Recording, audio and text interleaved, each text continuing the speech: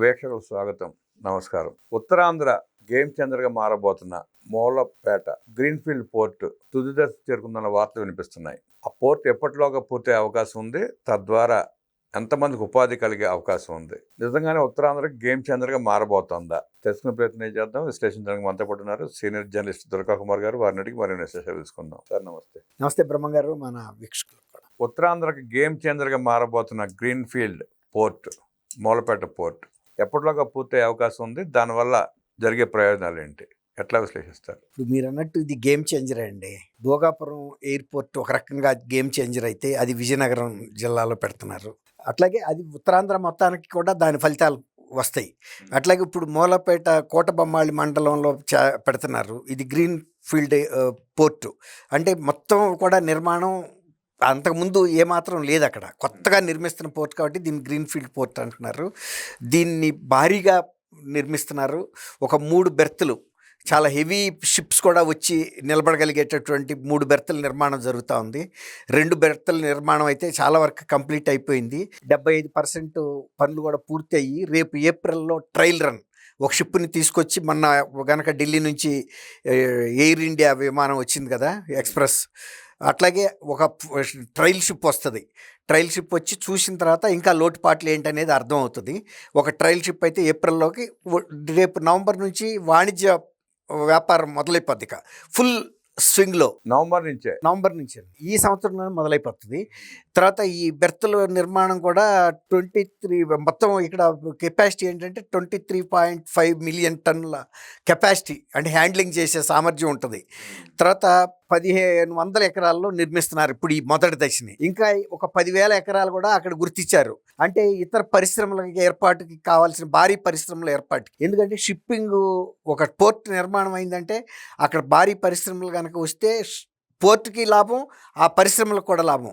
దూర ప్రాంతాలకి వెళ్ళాల్సిన అవసరం లేదు. ఎగుమతి దిగుమతులు రెండు కూడా లాజిస్టిక్స్ ఛార్జెస్ చాలా తగ్గిపోతాయి. అట్లా దానికి తోడు దీనికి మద్రాస్ ఔరా ఎక్స్ప్రెస్ రైల్వే కనెక్షన్ నుంచి కూడా దీనికి కనెక్టివిటీ ఇస్తున్నారు. రైల్వే గూడ్స్లు రావడానికి కానీ వెళ్ళటానికి కానీ.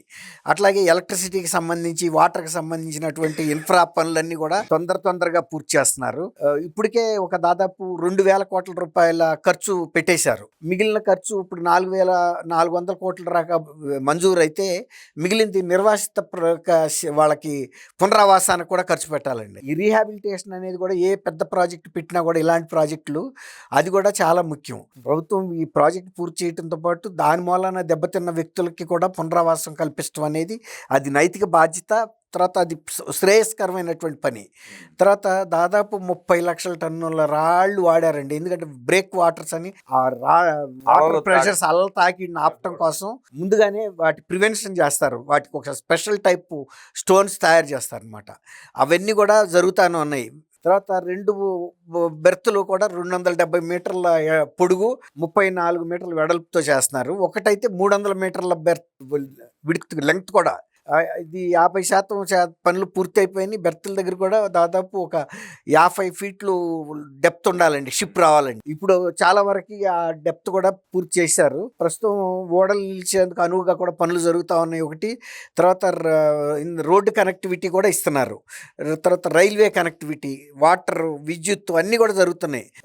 16వ నంబర్ జాతీయ రహదారి నుంచి పోర్ట్ వరకు 12.85 కిలోమీటర్ల రోడ్డు ఫార్మేషన్ పనులు కూడా పూర్తవుతా ఉన్నాయి. తర్వాత ఇందాక చెప్పే కదా మీకు, చెన్నై ఔరా ప్రధాన రైల్వే లైన్ దగ్గర సంత బొమ్మాళి దగ్గర నుంచి దండుగోపాలపురం దగ్గర, అక్కడ నుంచి ఒక సబ్ లైన్ పోర్ట్లోకి వేసేస్తున్నారు. డెడికేటెడ్ లైన్ అది, అట్లా అనమాట. అట్లాగే గొట్టా బ్యారేజ్ నుంచి పోర్ట్ వరకు 50 కిలోమీటర్లలో water, dedicated pipeline water. అంటే రేపు ఇండస్ట్రీస్ కూడా అక్కడ వస్తాయి కాబట్టి దానిని దృష్టిలో పెట్టుకుని భారీ పైప్ లైన్ కూడా ఏర్పాటు చేస్తున్నారు. తర్వాత టెక్కల్ మండలం రావి వలస 132 kV సామర్థ్యం ఉన్న సబ్స్టేషన్ నుంచి ఎలక్ట్రిసిటీ సప్లై కూడా ఇస్తున్నారు, పవర్ సప్లై ఇస్తారు. తర్వాత ఇంకోటి ఏంటంటే అక్కడ కూడా అవసరమైతే ఒక భారీ సబ్స్టేషన్ కూడా, ఎందుకంటే ఇతర పరిశ్రమలు కూడా రావాల్సిన అవసరం ఉంది కాబట్టి తర్వాత వాటికి కూడా ఒక సబ్స్టేషన్ నిర్మిస్తారు. ఇక అదొక సిటీ లాగా వచ్చేస్తుంది అనుకోండి. ఇప్పుడు మూలపేట అనేది కూడా ఇక రాబోయే రోజుల్లో, ఇప్పుడు కృష్ణపట్నం పోర్ట్ ఎలా అయితే డెవలప్ అయిందో అలాగే కూడా మూలపేట కూడా దానికి ఒక ఐడెంటిటీ వచ్చేస్తండి. కోటబొమ్మాళి మండలంలో ఉన్న ఈ ప్రాంతం దానికంటూ ఒక ఐడెంటిటీ వచ్చి ఈవెన్ మండల కేంద్రాన్ని కూడా మించిపోయే పరిస్థితికి అది డెవలప్ అవుతుంది. ఎందుకంటే విపరీతమైనటువంటి లాజిస్టిక్స్ లారీలు వస్తూ ఉంటాయి, అనేక రకాల వాహనాలు వస్తాయి, తర్వాత రైల్వే కనెక్టివిటీ కానీ, తర్వాత అనేక మంది ఎగుమతులు దిగుమతులకు సంబంధించిన ఎంప్లాయీస్ వాళ్ళు వీళ్ళు ఒక నగరం ఏర్పడుతుంది, అక్కడే పట్టణం ఏర్పడిపోతుంది, ఇండస్ట్రియల్ హబ్ ఏర్పడుతుందండి. కూటమి ప్రభుత్వం వచ్చిన తర్వాత మోల్పేట పోర్టు, భోగాపురం ఎయిర్పోర్టు, విశాఖపట్నంలో ఐటీ జోను, డేటా సెంటర్లు, అనకాపల్లి అరసల మిత్తల్ ప్లాంట్, 1,35,000 కోట్ల రూపాయల ప్రాజెక్ట్ అది కూడా. అట్లాగే విజయనగరం జిల్లా దగ్గర ఎక్కడో ఎన్టీపీసీ వాడు గ్రీన్ హైడ్రోజన్ హబ్ ఒకటి, అవును, అది 1,40,000 కోట్ల రూపాయల ప్రాజెక్టు. గూగుల్ డేటా కూడా 1,00,000 కోట్ల రూపాయల పైన పెట్టుబడి. ఎన్టీపీసీది కూడా భారతదేశంలో పెట్టిన అతి పెద్ద పెట్టుబడిగా ఎన్టీపీసీది నిలుస్తుంది. అది అన్ని రకాల కాంప్లెక్స్ గా పెడుతున్నారు అక్కడ. గతంలో ఓన్లీ థర్మల్ పవర్సే పెట్టేవాళ్ళు ఎన్టీపీసీ వాళ్ళు. ఇప్పుడు ఎన్టీపీసీ డైవర్షన్ తీసుకుని అన్ని రకాల విస్తరణలోకి వెళ్తున్నారు. తర్వాత అది వైజాగ్ని ఎంపిక చేయటం కూడా చాలా ఒక వ్యూహాత్మకంగా చేశారండి. ప్రొడక్షన్ ఇది కూడా అక్కడ కలిసి వచ్చే విధానం ఉంది. రెండోది పవర్ జనరేషన్కి అక్కడ అవసరం కూడా ఉంది, భారీగా విస్తరణ జరుగుతూ ఉంది కాబట్టి. గతంలో ఉత్తరాంధ్ర అంటే వెనకబడిన జిల్లాలు అనేవాళ్ళు, ఇవాళ ఉత్తరాంధ్ర సంపన్న జిల్లాలు అయ్యే పరిస్థితి కనబడుతుంది ఈ ప్రాజెక్ట్ అని చూస్తా ఉంటే. అనంతపురం జిల్లా కూడా కియా రాకముందు ఏముండేనండి, ఇవాళ అనంతపురం జిల్లా one of the richest districts గా ఉంది. అక్కడ చూస్తున్న డెవలప్మెంట్ చూస్తే ఈవెన్ కోస్టల్ డిస్ట్రిక్ట్స్ అయిన ఈస్ట్ వెస్ట్ గోదావరి కూడా వెలవలిపోయే పరిస్థితి ఉంది. అట్లాగే ఎప్పుడైనా పరిశ్రమలు రావటమే లక్ష్మీ కళ అండి అది, అట్లా అనమాట. ఇప్పుడు ఉత్తరాంధ్రకి మళ్ళీ ఆ దశ పట్టుకుంది, లక్ష్మీ కళ దశ మారింది, దశ మారుతుంది ఖచ్చితంగా. ఈ ప్రాజెక్టులన్నీ వస్తే కంప్లీట్ అయితే నారా లోకేష్ ఏదైతే 2024 ఎన్నికలకు ముందు 20 లక్షల ఉద్యోగాల కల్పనని హామీ ఇచ్చాడో, ఒక ఉత్తరాంధ్ర ప్రాంతంలోనే ఈ ప్రాజెక్టుల ద్వారా 20 లక్షల ఉద్యోగాలు వచ్చేటట్టు ఉన్నాయి. అవును, అదొకటి. రెండోది ఏంటంటే ఈవెన్ 29 ఎలక్షన్కి ముందలే ఈ ప్రాజెక్ట్స్ అన్ని కూడాను కమిషన్ అయిపోతాయండి. తర్వాత ఈ ఇప్పుడు 10,000 ఎకరాల హబ్ తీసుకున్నారు కదా, వాటి అలాట్మెంట్ కానీ, వాటి ఫ్యాక్టరీస్ ఎస్టాబ్లిష్మెంట్, కన్స్ట్రక్షన్ కానీ అన్నీ స్టార్ట్ అవుతాయి. దాంతోనే అర్థమైపోద్ది ఇక ఎలాంటి స్థితికి వెళ్తుంది. వాటికి కావాల్సిన మౌలిక సదుపాయాలు, రైల్వే లైన్ ఇస్తున్నారు, రోడ్డు ఇస్తున్నారు, పవర్ ఇస్తున్నారు, వాటర్ ఇస్తున్నారు, అట్లా అన్ని. పోలవరం ఆ లెఫ్ట్ కెనాల్ పూర్తి అయిపోతే ఉత్తరాంధ్ర నదులతో అనుసంధానం అవుతుంది. ఆ తర్వాత వాటర్ ట్రాన్స్పోర్టేషన్ కూడా ఇటువంటి మేజర్ కెనాల్స్ పనిచేస్తాయండి.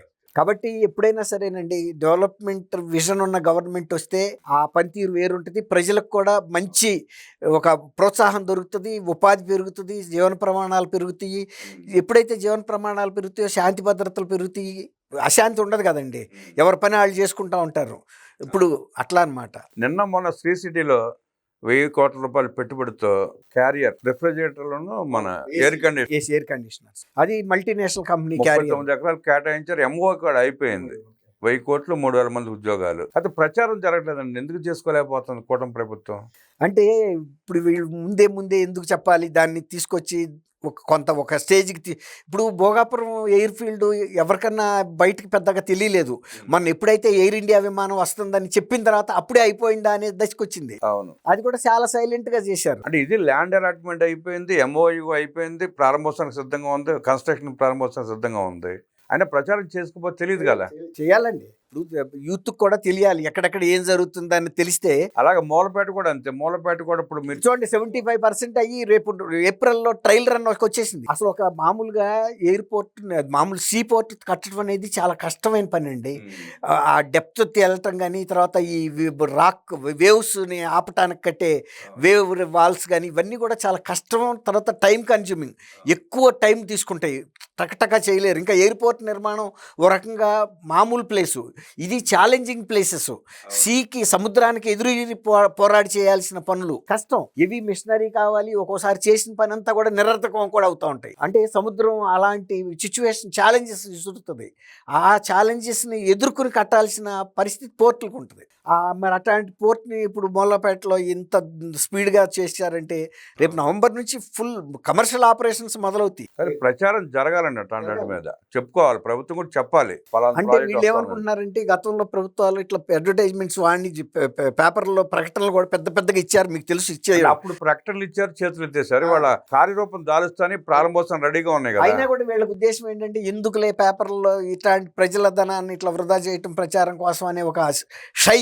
విశాఖపట్నం స్టీల్ కూడా గతంలో జగన్మోహన్ రెడ్డి పరిపాలనలో దివాళా తీసి ప్రైవేట్ పరం చేసే దిశగా ఉన్నప్పుడు కూటమి ప్రభుత్వం వచ్చిన తర్వాత ప్రైవేట్ పరం కాకుండా పెట్టుబడి సెంట్రల్ గవర్నమెంట్తో పెట్టించి ఈ 18 మాసాల కాలంలోనే 54 కోట్ల రూపాయల లాభాల్లోకి వచ్చింది. మరి చూసారా, అదే అంటున్నా, where there is a will there is a way అని మనకు లక్ష్యం ఉండాలి, చేయాలనే పట్టుదల ఉంటే ఏదైనా సాధ్యమే అండి. నిజానికి ఎంతమంది తర్పణతో వచ్చింది వైజాగ్ స్టీల్ ప్లాంట్ అనేది గత ప్రభుత్వం గుర్తించలా. ఏదో ఒక స్టీల్ ప్లాంట్ జగన్మోహన్ రెడ్డి గారు ఎల్వి సుబ్రహ్మణ్యం గారితో ఆనాటి చీఫ్ సెక్రటరీతో ఇది మూసేసి దీన్ని మనం రియల్ ఎస్టేట్ మారిస్తే ఎలా ఉంటుందని అడిగితే ఆయన నిశ్చేష్ట అయిపోయాడు. స్టీల్ ప్లాంట్ ఏంటి, మూసేయటం ఏంటి, దాన్ని పీకేయటం ఏంటి, ఇది ఏమన్నా. అందుకే ప్రైవేట్ పరం చేసి దాంట్లో ఒక 5,000 ఎకరాలు కొట్టేద్దామని చూసాడు, దాన్ని పారనివ్వాల. అది ఆయన చెప్పాడంట, అది కష్టం చేయకూడదండి. ఎప్పుడైతే కేంద్ర ప్రభుత్వ దృష్టికి వెళ్ళిందో కేంద్రం కూడా చాలా మంచి మనసుతో కుమారస్వామి గారు రావటం, ఆయన ఉక్కు మంత్రిగా ఉండటం ఆయనకు తెలుసు కదా. కేంద్ర ఉక్కు మంత్రి స్పష్టంగా చెప్పాడు, ప్రధానమంత్రి స్పష్టంగా చెప్పాడు, రాష్ట్ర మంత్రి ఆయన మూసేస్తారని చెప్తున్నారు వీళ్ళు. ఆయన ఇవాళకి దుష్ప్రచారమే. కానీ అక్కడ ఎంప్లాయీస్ తెలుసండి ఎక్స్పాన్షన్, మళ్ళీ అదర్పు ఫర్నేసులు కూడా పెట్టారు, జరుగుతున్నాయి, కమిషనింగ్ జరుగుతున్నాయి. 98% ప్రొడక్షన్ వస్తుందండి ఇవాళ. దాని ఎందుకు ఎప్పుడైనా మోస్తారు? పోషణ చేస్తే ఏదైనా పంట అయినా చెట్టు అయినా కాస్తుందండి, నిర్లక్ష్యం చేస్తే మోడు బారిపోతాయి. సరే, వీళ్ళు ఇట్లా దుష్ప్రచారం చేస్తూనే ఉంటారు. వీళ్ళు ఎంత అసమర్థులు అంటే ఉత్తరాంధ్ర రైల్వే జోన్ కి 50 ఎకరాల స్థలం కేటాయించలేని అసమర్థులు వీళ్ళు. ఇవాళ 50 ఎకరాలు కేటాయించడం, అక్కడ కేంద్ర కార్యాలయం నిర్మించడం, అది కూడా ప్రారంభోత్సవం సిద్ధం అవుతా ఉంది. అసలు ఎవరన్నా రైల్వే డివిజన్ అనేది మన రాష్ట్ర విభజనలో ఒక మన డిమాండ్, వాళ్ళు ఇస్తామని హామీ ఇచ్చారు. దాని వల్ల ఎంత వైజాగ్ స్థాయి పెరుగుతుందండి. డివిజన్, వైజాగ్ డివిజన్ అంటే అడిగింది 50 ఎకరాలు వైజాగ్ ప్రాంతంలో ఇవ్వలేకపోతే ఇంకెందుకండి. వీళ్ళు మాత్రం మింగేశారు 100 ఎకరాలు. కాబట్టి అది దాన్ని డివిజన్ ఆఫీస్ అన్న పోగొట్టుకోవడానికి సిద్ధపడ్డారు. కానీ అది మనం ఎప్పటి నుంచో వాళ్ళు కేంద్రం ఇస్తానంటే, దేవుడు ఇస్తానంటే వరం పుచ్చుకోవడానికి మనకేం కష్టం అండి. అసలు ఎంప్లాయ్మెంట్ పెరుగుద్ది, రెవెన్యూ పెరుగుద్ది, రాకపోకలు పెరుగుతాయి, విశాఖపట్నం రూపురేఖలు మారిపోతాయి. ఎంత అవకాశం ఉంటే చేయలేని అసమర్థులు ఇవాళ వైజాగ్ గురించి మాట్లాడుతూ ఉంటే మీకేమనిపిస్తాను సార్ ఇలా చూస్తూ ఉంటే? అంటే ఒక అవగాహన లోపం, తర్వాత ఈ డెవలప్మెంట్ పట్ల ఒక నిర్లక్ష్యం, అంతే తప్ప మనకి ఎంత లాభం వచ్చిందని చూస్తున్నారు. కానీ రాష్ట్రంలో మన రాష్ట్ర ప్రగతి ఎంత ముందుకెళ్తుంది, ప్రజలకు ఏం చేస్తున్నాం అనేది ఇప్పుడు ఎవరన్నా అట్లాంటి మద్యం విధానాన్ని రూపొందించారండి? ఇంతవరకు భారతదేశంలో ఎవరన్నా జగన్మోహన్ రెడ్డి గారు అనుసరించిన మద్యం విధానాన్ని ఎవరన్నా పెట్టారా? ప్రపంచంలోనే ఎవరు అనుసరించాలి. అదే అంటున్నా, అంత భారీ దోపిడీ ఎక్కడ జరగల. అసలు అంత ప్రజలకి అనారోగ్యం వచ్చినా, వాళ్ళ ప్రాణాలు పోయినా పర్వాలేదు, మా బొక్కసం నిండితే చాలని పాలసీ పెట్టారంటేనే అక్కడే ఇప్పుడు వాళ్ళ సొంత నాయకులు కూడా ఒప్పుకుంది ఏంటంటే మద్యం విధానం కూడా మమ్మల్ని, ఈ పార్టీని దెబ్బతీయటానికి వన్ ఆఫ్ ద ప్రధాన కారణం అని వాళ్ళు చెప్పారు. దాన్ని బట్టి అర్థమవుతుంది కదా. కాబట్టి ప్రజలు అర్థం చేసుకోలేరు, మంచిని చెడుని అనుకోవటం తప్పండి. మంచిని మంచిగానే చూస్తారు, చెడ్డ వాళ్ళకి వాతలు ఎక్కడ పెట్టాలో కూడా కీలెరిగి మన 2024లో పెట్టిన వాతలు ఏం మామూలు వాతలు కాదండి. అవి జీవితకాలంలో కూడా అవి తిప్పుకోలేరు కళ్ళు. జగన్మోహన్ రెడ్డి పరిపాలనలో ఉత్తరాంధ్రని పీల్చి పిప్పి చేసి వదిలేస్తే చంద్రబాబు నాయుడు గారు ముఖ్యమంత్రి అయిన తర్వాత Mulapeta port, Bhogapuram airport, Anakapalli ArcelorMittal, Visakhapatnam IT hub, data సెంటర్లతో వెనకబడిన ప్రాంతం కాదు, సిరులు పండించే సంపన్న జిల్లాలుగా తయారు చేస్తున్న కూటమి ప్రభుత్వం ముందు చూపుతో వేసిన అడుగుల్ని త్వరలోనే సాత్కారం కాబోతున్నాయని విశ్లేషించిన దుర్గా కుమార్ గారికి ధన్యవాదాలు తెలియజేస్తూ నమస్కారం.